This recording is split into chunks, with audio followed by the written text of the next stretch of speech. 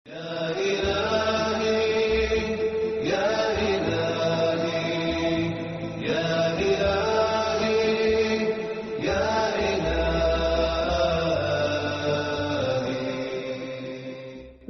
ونصلي على رسوله الكريم اما بعد فاعوذ بالله من الشیطان الرجیم بسم اللہ الرحمن الرحیم۔ ہماری آج کی آیات سورۃ حامیم السجدہ سے آیت نمبر 30 سے لے کر آیت نمبر 36 تک، جن پر ہم غور و فکر کریں گے اور ان آیات کی روشنی میں اپنے عمل، اپنے معاملات اور اپنے طرز زندگی کا جائزہ لیں گے۔ آپ سب جانتے ہیں کہ کلاس کے اس حصے میں قرآن پر غور و فکر اور تدبر ہوتا ہے، اور اس کے اہم نکات دوبارہ یاد دہانی کرائے دیتی ہوں کہ یہ آیات جو یہاں آپ کو کرائی جاتی ہیں، ان کی روشنی میں پھر اپنا جائزہ بھی لینا ہے۔ ہو سکے تو دن کی کسی ایک نماز میں ضرور اس کو پڑھیں، پھر تنہائی میں پڑھیں، اور جب بھی پڑھیں ساتھ ساتھ اپنا جائزہ ضرور لیں۔ جو غور و فکر اب ہوگا، اس کے علاوہ مزید غور و فکر اپنے روز مرہ کے معمولات کی روشنی میں، اور ان آیات کو پڑھتے وقت جلد بازی سے کام نہ لیں، کیونکہ عموماً قرآن کا وہ حصہ جو ہمیں زبانی یاد ہو جاتا ہے، پھر ہم بغیر سوچے سمجھے اس کو پڑھنے لگتے ہیں۔ تو رک رک کر پڑھیں، ٹھہر ٹھہر کر پڑھیں، اور ضرورت محسوس ہو تو ایک آیت کو 2 دفعہ اور 3 دفعہ بھی دہرا سکتے ہیں، جب تک کہ آپ اس کے معنی پر ٹھہر نہ جائیں یا اسے ریلیٹ نہ کر پائیں، یعنی اسے جب تک اپنے زندگی کے ساتھ ریلیٹ نہ کر لیں۔ تو آئیے ہم ان آیات کو دیکھتے ہیں۔ سمجھ میں نہیں آتی تو ہم کس سے مدد لیتے ہیں؟ رب وہ نہیں جو صرف رزق دیتا اور ہمیں صبح شام کھانے کو دے رہا ہے۔ رب تو انسان کی صرف جسمانی نہیں، اس کی روحانی، اس کی جذباتی، اس کی ساری کی ساری مشکلات میں اس کو رزق فراہم کرتا ہے۔ یعنی رب صرف کھانے پینے کا رازق نہیں ہے، رب تو انسان کو انتہائی دکھ، تکلیف اور پریشانی کے موقع پر وہ روحانی غذا دیتا ہے جو مانگنے والوں کو ملتی ہے اور جو تعلق رکھنے والوں کو ملتی ہے۔ اور واقعی جو یہ کہتے ہیں کہ اللہ ہمارا رب ہے، ثم استقاموا، انہیں استقامت نصیب ہوتی ہے۔ جب یہ استقامت نصیب ہوتی ہے تو اگلا انعام ملتا ہے، تتنزل علیہم الملائکہ، پھر ان کے دوست فرشتے بنتے ہیں۔ وہ ساری دنیا میں تنہا ہو کے تنہا نہیں ہوتے، وہ کسی بھی مشکل وقت میں نہیں گھبراتے۔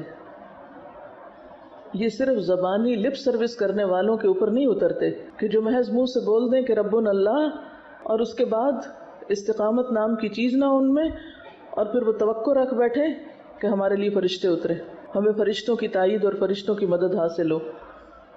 جن کے اندر استقامت نہیں، جنہوں نے سوچ سمجھ کے نہیں بولا یہ ربنا اللہ، ان کے لیے یہ سب کچھ اگلا نہیں۔ پھر ثم استقاموا، استقامت جم جانا، دنیا ادھر سے ادھر ہو جائے لیکن اپنے نظریے اور اپنی سوچ میں جو اللہ کے ساتھ تعلق ہے، اس میں، اللہ کی عبادت میں، اللہ کے دین کی خدمت میں، اپنے مشن میں ایک بال برابر بھی لرزش نہ آنا۔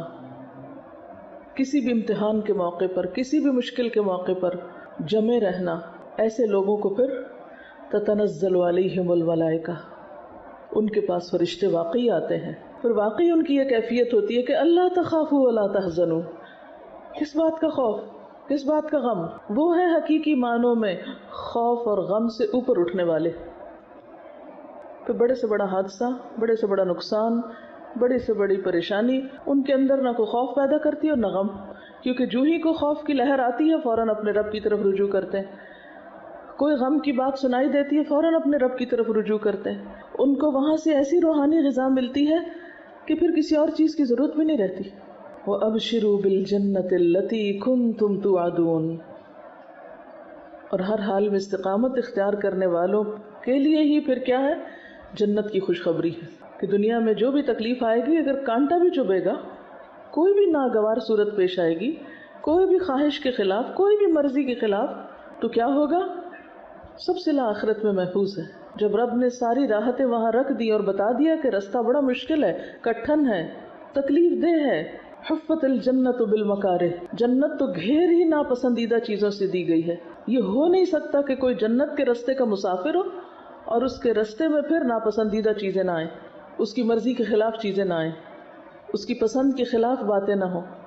لازم ہے یہی راستہ، جنت کا راستہ، اس کے بعد کچھ نہیں۔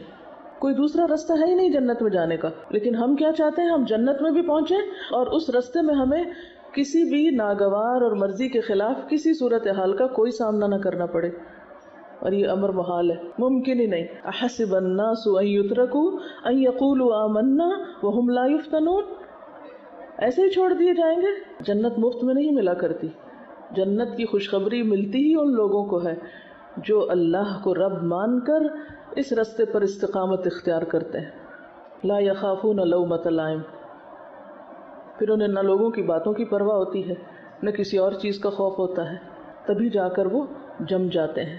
ایسے ہی لوگوں کو فرشتے کہتے ہیں نحن اولیاؤکم فی الحیات الدنیا وفی الآخرہ، ہم تمہارے دوست ہیں دنیا میں بھی اور آخرت میں بھی، دونوں جگہ. اور یہ چونکہ قرآن کے الفاظ ہیں اس لیے ان میں کوئی شک تو کیا ہی نہیں جا سکتا. لیکن سوچنے کی بات ہے کہ کیا ہمیں بھی کبھی فرشتوں نے وسپر کیا کہ نحن اولیاؤکم، ہم دوست ہیں، اگر سب چھوڑ بھی جائیں تمہیں تو کیا ہوا، ہم دوست ہیں تمہارے، تم کیوں غم کھاتے ہو؟ ہمیں ایسی وسپرنگز کیوں نہیں ہوتی؟ ہم مشکل اور تکلیف کے وقت میں یہ آوازیں کیوں نہیں سن پاتے؟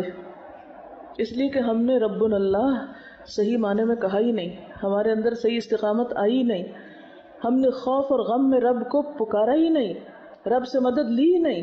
ہم دوسروں کی طرف دیکھتے ہیں، دوسروں کے سہارے پہ جیتے ہیں. تو جو انسانوں کے سہارے پہ جیے گا وہ یقیناً مایوس ہوگا، کیونکہ ہر انسان کمزور ہے. تو نحن اولیاؤکم فی الحیات الدنیا وفی الآخرہ، اور آخرت میں بھی فرشتوں کا ساتھ انہی کو نصیب ہوگا جنہیں دنیا میں ہوتا ہے. اصل میں آخرت ہے کیا چیز؟ اب دیکھیے کہ آخرت ہمارا ایک دوسرا گھر ہے. آج ہم یہاں ہیں، کل ہمیں وہاں منتقل ہونا ہے، لازمی طور پر ہم سب کی ٹرانسفر ہونے والی ہے، کسی نے بھی یہاں نہیں رہنا، مانی ہوئی بات ہے. اور ٹرانسفر کا ایک مخصوص طریقہ ہے کہ ہمارا جسم ختم ہو جاتا ہے لیکن ہماری روح اور ہمارے احساسات اور ہمارے جذبات وہ نہیں مرتے. وہ جیسے دنیا میں ہوتے ہیں ویسے ہی مرنے کے بعد ہوتے ہیں، اور ویسے ہی قیامت کے دن اٹھیں گے ہمارے ساتھ. اگر ہم یہاں نفس مطمئنہ ہے، قلب مطمئن ہے، یہاں استقامت ہے، یہاں خوف اور غم سے اٹھے ہوئے اوپر، اور یہاں ہمیں اللہ تعالیٰ کی مدد پہ بھروسہ ہے اور اللہ کی تائید اور فرشتوں کی دوستی پر، تو یہ سارا سیناریو وہاں بھی ایسا ہی ہوگا. جیسے حدیث میں ہے نا، جیسے مرو گے ویسے ہی اٹھائے جاؤ گے. جو لبیک پکارتا ہوا مرے گا وہ لبیک پکارتا ہوا اٹھے گا. جس مجلس میں، جس محفل میں، جن باتوں میں، جن دوستوں میں، توفنا مع الابرار، جن لوگوں میں، جن سوچوں میں، جن احساسات میں، جن محبتوں میں، جن چیزوں میں مرو گے بعین ہی انہی کے ساتھ اٹھو گے، وہ نہیں مریں گے. اگر مرتے وقت اللہ کی محبت نصیب ہے، اطمینان قلب نصیب ہے، تو پھر قبر میں بھی اطمینان نصیب ہوگا، وہاں بھی کوئی خوف نہیں ہوگا، کوئی غم نہیں ہوگا. وہ فرشتے دوست ہیں، وہ آ جائیں گے. قیامت کے دن اٹھیں گے تو وہاں بھی یہی ہوگا، کوئی گھبراہٹ نہیں، کوئی فکر نہیں، کوئی پریشانی نہیں. فوراً آ پہنچیں گے دوست، فوراً اپنی تحویل میں لے لیں گے، فوراً رستہ دکھائیں گے، ہر مرحلے پر ساتھ دیں گے. کیونکہ ایسے لوگوں نے مادی سہاروں سے اوپر اٹھ کے کسی اور کو سہارا مانا ہے، اور پورے یقین کے ساتھ نحن اولیاؤکم فی الحیات الدنیا، دنیا میں بھی ساتھ ہیں تمہارے، وفی الآخرہ، اور آخرت میں. اگر آج دنیا میں ہمیں محسوس نہیں ہوتا نا تو آخرت میں اچانک کہیں سے نہیں آ جائیں گے. ان کیفیات کو یہیں لانے کی ضرورت ہے. اور یہ کیفیات پیدا اس وقت ہوتی ہے جب انسان سچے دل سے رب کو رب مانتا ہے، اور جب انسان استقامت اختیار کرتا ہے چاہے مرضی کے مطابق حالات ہو یا خلاف ہو. جب واقعی انسان اللہ کو تھام لیتا ہے فقد استمسک بالعروۃ الوثقی لا انفصام لها، لیکن ہم نے اپنے رب کو تھاما ہی نہیں، اس کی طاقت کو جانا ہی نہیں، اس پہ پورا یقین کیا ہی نہیں. اس لیے ہماری یہ کیفیات ہوتی ہیں، اس لیے ہم گرتے پڑتے رہتے ہیں، اس لیے کبھی اس کا ہاتھ پکڑتے ہیں، کبھی اس کا سہارا لیتے ہیں، کبھی اس کا لیتے ہیں. جب تک ہم یہ شرک چھوڑیں گے نہیں، میں اسے ایک طرح کا شرک کہوں گی کہ جو امیدیں ہمیں اپنے رب سے ہونی چاہیے وہ ہمیں انسانوں سے ہیں، جو محبت اپنے رب سے ہونی چاہیے وہ انسانوں کو دے رکھی ہے ہم نے، جو عظمت اور جو مقام اور جو بلندی رب کا ہمارے نگاہ میں ہونا چاہیے وہ ہم نے اور دوسری مادی دنیا کی چیزوں کو دے رکھا ہے. پھر جب ہم نے سہارا غیر اللہ کو بنا رکھا ہے تو مدد وہاں سے کہاں سے آئے گی؟ ہمارے کہنے اور کرنے اور معاملے میں بہت فرق ہے. ہم کہتے وہی کچھ ہے جو یہاں لکھا ہوا ہے لیکن کرتے نہیں ہیں. ہمارے روزمرہ کے معمولات اور ہماری جو روٹین ہے اس میں یہ کہیں نہیں جھلکتا، تو کہنا بھی جھوٹا پڑ جاتا ہے. اور جنت ہی وہ جگہ ہے وَلَكُمْ فِيهَا مَا تَشْتَهِي أَنفُسُكُمْ کہ جہاں انسان کی خواہشات پوری ہو سکتی. ہم نے دنیا کو مرکز بنا لیا خواہشات کی تکمیل کا، اور اسی کے پیچھے پھر مرتے ہیں. اللہ تعالیٰ نے اپنے چنے ہوئے پیغمبروں کو نصیحت کی تھی. ایک حضرت داؤد علیہ السلام کے بارے میں قرآن پاک میں آتا ہے، اللہ تعالیٰ فرماتے ہیں یا داؤد انا جعلناک خلیفۃ فی الارض فاحکم بین الناس بالحق ولا تتبع الهوى فیضلک عن سبیل اللہ ان الذین یضلون عن سبیل اللہ لہم عذاب شدید بما نسوا یوم الحساب. اے داؤد، نام لے کے، کسی کا پرسنل نیم لے کے اسے خطاب کرنا، اور وہ خطاب بھی اللہ تعالیٰ کی طرف سے آنا، اگرچہ میسج ان کے لیے لیکن سبق ہمارے لیے ہے. یا داؤد انا جعلناک خلیفۃ فی الارض، ہم نے تمہیں زمین میں خلیفہ بنایا. داؤد علیہ السلام کو اللہ تعالیٰ نے بادشاہت دی، ایک بڑا مقام دیا تھا. ہر شخص اپنی اپنی خلافت میں اپنی اپنی ذمہ داریوں میں ایک نہ ایک مقام رکھتا ہے. کلکم راع وکلکم مسئول عن رعیتہ، جس شخص پر جہاں جو کی بھی ذمہ داری ہے وہ وہیں پر ایک طرح سے خلیفہ ہے. ہر انسان خلیفہ ہے زمین میں، کسی کا مقام بڑا ہے اور کسی کا چھوٹا ہے، لیکن معاملہ کسی نہ کسی طرح ملتا جلتا ہی ہے. تو انا جعلناک خلیفۃ فی الارض، جو بھی کوئی ذمہ داری انسان کو ملتی ہے، چاہے وہ بحیثیت طالب علم کی ہو، بحیثیت استاد کی ہو، کسی بھی طرح سے، وہیں سے انسان کا امتحان شروع ہو جاتا ہے. فاحکم بین الناس بالحق، انسانی معاملات میں حق کا ساتھ، حق بات. ولا تتبع الهوى، خواہشات نفس کی پیروی نہیں. داؤد علیہ السلام پیغمبر بھی ہیں، بادشاہ بھی ہیں. ایسے دو مقام بہت کم لوگوں کو ملے. ان کو کہا جا رہا ہے اولا تتبع الهوى، خواہش نفس کی پیروی نہ کرنا. کیوں؟ فیضلک عن سبیل اللہ، جب دل کی ماننا شروع کرو گے اللہ کا رستہ گم ہو جائے گا، صحیح رستہ نہیں ملے گا. اور نتیجہ کیا ہوتا ہے؟ ان الذین یضلون عن سبیل اللہ، جو لوگ اللہ کا رستہ کھو بیٹھتے ہیں، لہم عذاب شدید، چاہے ماضی میں وہ کیسے بھی نیک رہے ہوں، لہم عذاب شدید.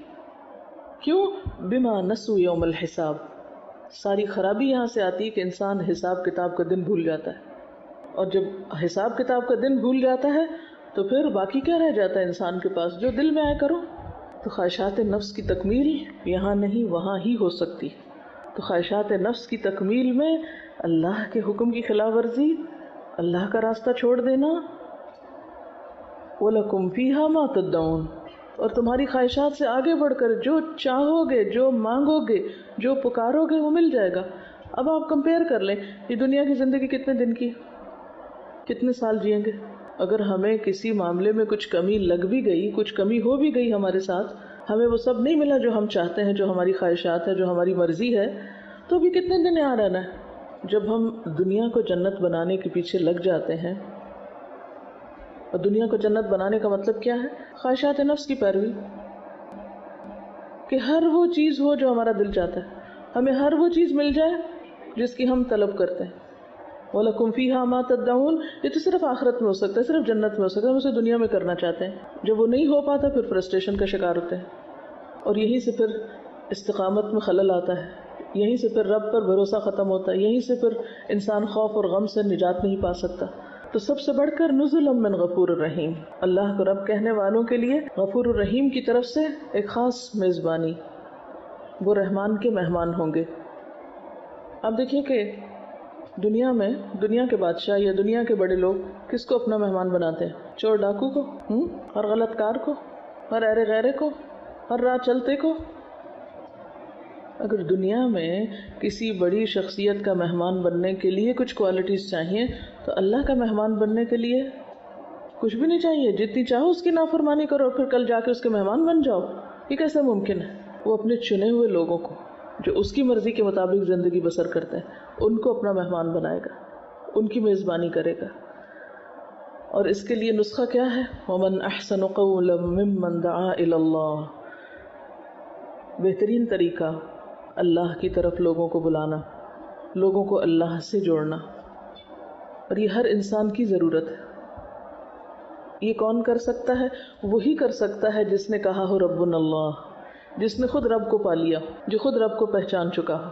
جس نے خود اس کو نہیں پہچانا وہ دوسروں کو کیا پہچان کرائے گا؟ یہ کام کوئی ٹیکنیکل قسم کا کام نہیں ہے، کوئی مشینی عمل نہیں ہے، یہ کام وہی کر سکتا ہے جس نے خود کر رکھا ہو اپنی ذات میں، جس نے خود کو اپنے رب سے جوڑ رکھا ہو، وہی اس بہترین کام کے قابل ہے۔ اور جو خود ڈگمگایا ہوا ہو، جس کے اپنے اندر استقامت نہ ہو، اور جو خود غیر اللہ کی محبت کا شکار ہو، وہ کس طرح رب سے جوڑ سکتا ہے کسی کو؟ وَمَنْ أَحْسَنُ قَوْلًا مِّمَّنْ دَعَا إِلَى اللَّهِ وَعَمِلَ صَالِحًا، اور پھر جس کا عمل صالح ہو۔ وَقَالَ إِنَّنِي مِنَ الْمُسْلِمِينَ، اور جو برملا کہتا ہو کہ میں مسلمان ہوں، اسے اپنے مسلمان ہونے پر کوئی شرمندگی نہ ہو، اسے اپنے اسلام سے کوئی خوف نہ ہو، کوئی ندامت نہ ہو۔ اور یہ بھی صرف قول نہیں ہے، وَقَالَ إِنَّنِي مِنَ الْمُسْلِمِينَ، یہ صرف ایک ڈیکلریشن نہیں ہے، بلکہ وہ عمل سے ثابت کرتا ہو کہ میں ایک مسلمان ہوں، میں اپنے رب کے سامنے سرنڈر کرتا ہوں، میں ہر حال میں اپنے رب ہی کا تابع دار ہوں، اسی کا وفادار ہوں، سب سے زیادہ کرم اور مہربانی تو اس کی ہے مجھ پر، لہٰذا میں بھی سب سے زیادہ اسی کے آگے سر جھکانے والا ہوں۔ اور پھر انسانوں کے ساتھ معاملات میں وَلَا تَسْتَوِي الْحَسَنَةُ وَلَا السَّيِّئَةُ، دونوں طرح کے رویے سامنے آئیں گے، اچھائی بھی آئے گی، برائی بھی آئے گی۔ عام طور پر ہمارا طریقہ کیا ہوتا ہے؟ جو ہم سے اچھا کرے ہم بھی اس کے ساتھ اچھا کرتے ہیں، جو ہمارے ساتھ اچھا نہ کرے ہم اس کے ساتھ برا کرتے ہیں۔ یہ قرآن کہتا ہے کہ وَلَا تَسْتَوِي الْحَسَنَةُ وَلَا السَّيِّئَةُ، حسنہ اور سیئہ، اچھائی اور برائی برابر نہیں ہوا کرتی۔ اچھا وہ ہے جو اچھائی کے جواب میں اچھائی کرے لیکن برائی کے جواب میں بھی اچھائی کرنے کا حوصلہ رکھتا ہو، جو برائی کے بدلے بھی اچھائی کر سکتا ہو۔ تو اس بہترین کام کے قابل پھر کون ہے؟ ادفع باللتی ہی احسن، جو لوگوں کی طرف سے آئی ہوئی برائیوں اور خرابیوں کے جواب میں ایک اچھے رویے کو اختیار کر سکتا ہو، جو برائی کو بھلائی سے، تکلیف دہ رویے کو ایک اچھے اخلاق اور اچھے رویے کے ساتھ رفع دفع کر سکتا ہو۔ ہم اپنا جائزہ لیں کہ ہم کیا کرتے ہیں، جو ہمارے ساتھ اچھا نہ کرے ہم اس کے ساتھ کتنے اچھے ہوتے ہیں۔ اور اس طریقے پر عمل کرنے سے فَإِذَا الَّذِي بَيْنَكَ وَبَيْنَهُ عَدَاوَةٌ كَأَنَّهُ وَلِيٌّ حَمِيمٌ، دشمن بھی دوست بن جائیں گے۔ آج تک اپنا حساب لیجئے، آج تک ہم نے کتنے دشمنوں کو دوست بنایا ہے؟ ہمارے کتنے دشمن آج تک ہمارے دوست بنے؟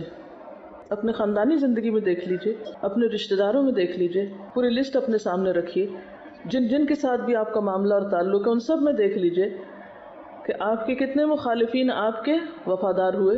نبی صلی اللہ علیہ وسلم کا طریقہ تو یہی ہے، آپ نے اپنے دشمنوں کو دوست بنایا تھا، اس سے اسلام پھیلا تھا۔ ہم دوستوں کو بھی دشمن بنا لیتے ہیں، ہم اپنوں کو بھی دور بھگا دیتے ہیں، بالکل ٹوٹلی اس کے برعکس عمل ہے ہمارا۔ دین کیسے پھیلے گا؟ وَمَنْ أَحْسَنُ قَوْلًا کا کام کیسے ہو سکتا ہے؟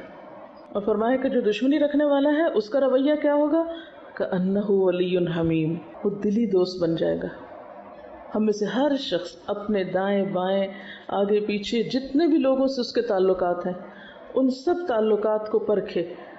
آپ چاہیں تو لکھ لیں، چاہیں تو دماغ میں لا کر ایک ذہن میں لائیں اور سوچیں کہ کتنے لوگوں کو اب تک میں اپنا دوست بنا چکی ہوں، اور کون سے لوگ ایسے ہیں جو دوست تھے اور چھوٹ گئے مجھ سے، اور کیوں ایسا ہوا۔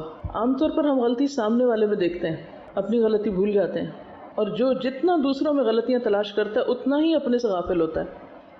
اس کو اپنے اندر کی غلطیاں اور خطائیں پھر نظر آ ہی نہیں سکتی، آتی ہی نہیں، اس کو دکھائی نہیں دیتی، کیونکہ وہ کسی اور چیز کی طرف توجہ کیے ہوئے ہے۔ اور کبھی بھی انسانی تعلقات اچھے نہیں ہو سکتے، آپ کے انسانوں کے ساتھ تعلقات اچھے ہو نہیں سکتے جب تک کہ آپ غلطی اپنے اندر دیکھنے کے عادی نہ بنے کہ میرا قصور کہاں ہے، میری کمی کہاں ہے، میری خطا کہاں ہے، میری بھول کہاں ہے۔ جب تک آپ کی نگاہ خود پر نہ پڑے کوئی بھی تعلقات اور معاملات درست نہیں ہو سکتے۔ یہ ہے اصل ٹیسٹ، ادفع باللتی ہی احسن فاذا الذی بینک وبینہ عداوۃ، یہ ہے اصل چیلنج۔ عداوت والوں کے ساتھ یا عداوت کو کس میں بدلنا ہے؟ کأنہ ولی حمیم، صرف اچھے تعلقات میں بھی نہیں، ولی حمیم بننا ہے، ولی حمیم بنانا ہے، دلی دوست، گہرا دوست۔ وما یلقاها الا الذین صبروا، ان سب چیزوں کے لیے ایک نسخہ ہے اور وہ ہے صبر۔ جو صبر نہیں کر سکتا وہ اس میں سے کوئی خیر بھی نہیں پا سکتا۔ وما یلقاها الا ذو حظ عظیم، اور یہ صفت اور یہ کوالٹی اور یہ بھلائی نہیں ملتی مگر انہی کو جن کی بہت بڑی قسمت ہو. عام طور پر ہم قسمت کے لیے اللہ تعالیٰ کو مورد الزام ٹھہراتے ہیں، لیکن یہاں سے کیا پتہ چلتا ہے کہ آپ کی قسمت آپ کے اپنے ہاتھ میں ہے. آپ کیا پروو کرتے ہیں، آپ کیا ڈیزرو کرتے ہیں، آپ کس چیز کے اہل ثابت کرتے ہیں خود کو، کس چیز کے حقدار ہیں. وما يلقاها الا ذو حظ عظیم. یہ ذو حظ عظیم وہی شخص ہوتا ہے جس کے اندر صبر ہی صبر بھرا ہوا ہو، جو برائی کے جواب میں بھلائی کرنا جانتا ہو، جو دوسروں کی غلطیوں کو معاف کرنا جانتا ہو. والکاظمین الغیظ والعافین عن الناس واللہ یحب المحسنین. جو صرف غصے کو پی جانے والے ہی نہ ہوں بلکہ معاف بھی کرنا جانتے ہوں اور معاف کر کے احسان کے درجے پر ہوں. ہمارا طرز عمل کیا ہے؟ ہم میں سے ہر شخص کو خود کو پرکھنے کی ضرورت ہے، اور اس میں سب سے بڑی رکاوٹ شیطان کے وسوسے. وَإِمَّا يَنزَغَنَّكَ مِنَ الشَّيْطَانِ نَزْغٌ فَاسْتَعِذْ بِاللَّهِ. ابتدا جہاں سے بھی انتہا بھی وہیں ہوئی. علاج کیا ہے ان وسوسوں کا؟ فاستعذ باللہ، اللہ سے مضبوط تعلق. اور پھر مایوسی نہیں. تم یہ دیکھو کہ تمہاری دعاؤں میں کتنا خلوص ہے، تمہاری دعاؤں میں کتنی تڑپ ہے، اس میں یقین کتنا ہے، بھروسہ کتنا ہے، اعتماد کتنا ہے، تم نے رب کو رب مانا کتنا ہے. سبحانک اللہم و بحمدک نشہد ان لا الہ الا انت نستغفرک و نتوب الیک. والسلام علیکم ورحمۃ اللہ وبرکاتہ.